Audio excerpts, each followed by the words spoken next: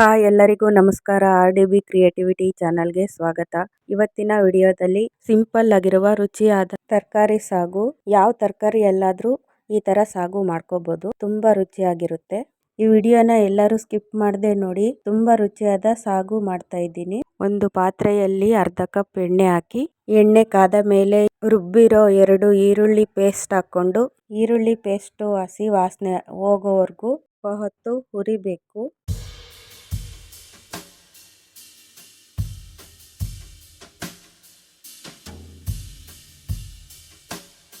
ಎರಡು tomato ರುಬ್ಬಿರೋ paste ಹಾಕ್ಕೊಂಡು ಅದು ಹಸಿ ವಾಸನೆ ಹೋಗೋವರೆಗೂ ಹುರಿಬೇಕು.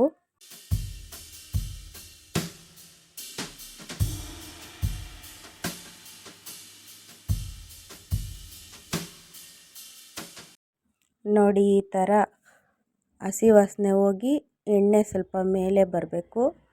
ಮೇಲೆ ಬಂದಮೇಲೆ ಧನಿಯಾ ಪುಡಿ, ಖಾರದ ಪುಡಿ, ಅರಿಶಿನ ಪುಡಿ ಹಾಕಿ ಎಲ್ಲ ಮಿಕ್ಸ್ ಮಾಡಬೇಕು.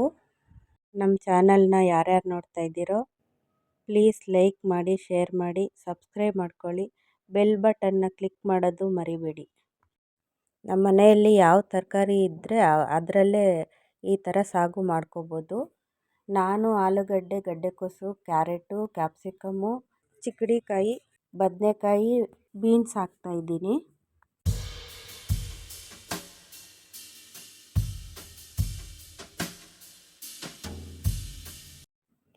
ಎಲ್ಲ ತರಕಾರಿ ಹಾಕಿ ಮಸಾಲೆ ತರಕಾರಿ ನೀಟಾಗಿ ಮಿಕ್ಸ್ ಆಗಬೇಕು. ಮಿಕ್ಸ್ ಆದಮೇಲೆ ನೋಡಿಕೊಂಡು ಸ್ವಲ್ಪ ನೀರು ಹಾಕ್ಕೋಬೇಕು. ರುಚಿಗೆ ತಕ್ಕಷ್ಟು ಉಪ್ಪು ಹಾಕ್ಕೊಂಡು ಚೆನ್ನಾಗಿ ಕಲಸಿ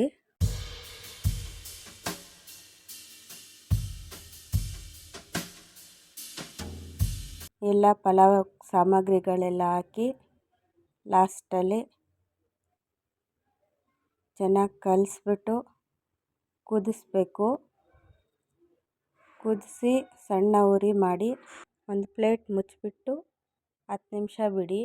ತುಂಬ ರುಚಿಯಾದ ಸಾಗು ರೆಡಿ. ಚಪಾತಿ ಜೊತೆ, ಪೂರಿ ಜೊತೆ, ಇಡ್ಲಿ, ದೋಸೆ ಜೊತೆಗೆ ತುಂಬ ರುಚಿಯಾಗಿರುತ್ತೆ. ಬೇಗ ಆಗುತ್ತೆ ಲಂಚ್ ಬಾಕ್ಸ್ಗೆ.